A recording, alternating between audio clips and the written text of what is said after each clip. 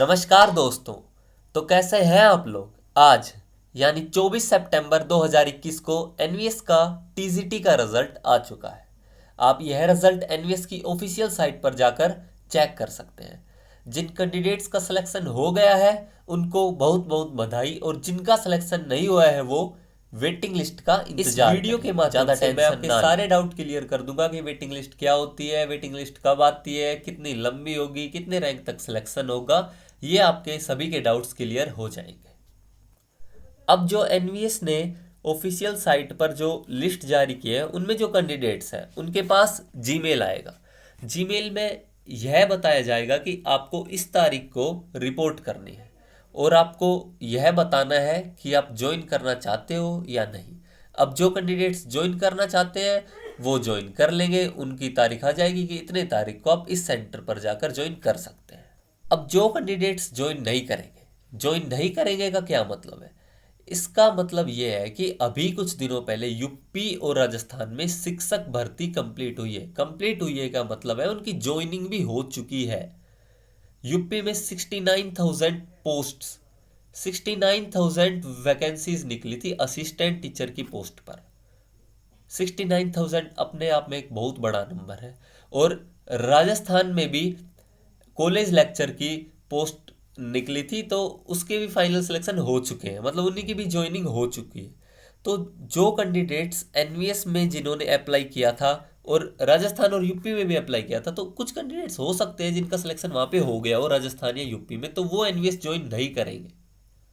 इसलिए उन कैंडिडेट्स की जगह वेटिंग लिस्ट आएगी, तो आपका सिलेक्शन उस वेटिंग लिस्ट में हो सकता है। तो वेटिंग लिस्ट का इंतज़ार कीजिए।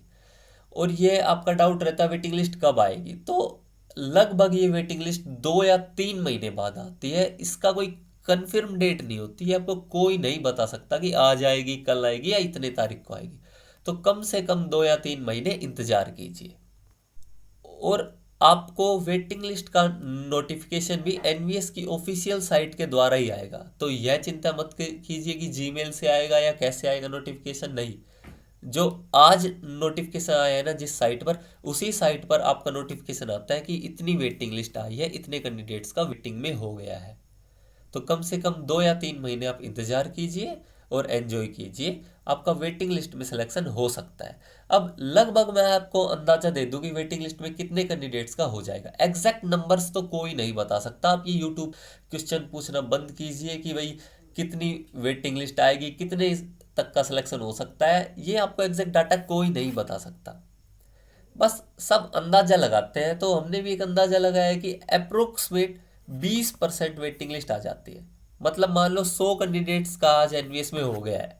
100 कैंडिडेट्स ओबीसी की 100 पोस्ट थी और 100 पोस्ट का रिजल्ट आज आ चुका है। तो हम अंदाजा लगा सकते हैं कि 100 में से 20 कैंडिडेट तो ऐसे होंगे जिनका यूपी या राजस्थान में सिलेक्शन हो गया होगा।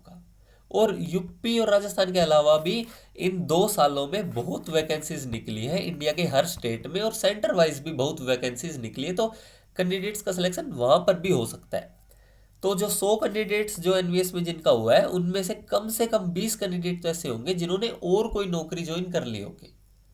तो आप अंदाजा लगा सकते हैं कि 100 में से 20 लोगों ने तो ज्वाइन नहीं करना एनवीएस को। तो आपकी 20 वेटिंग लिस्ट आएगी।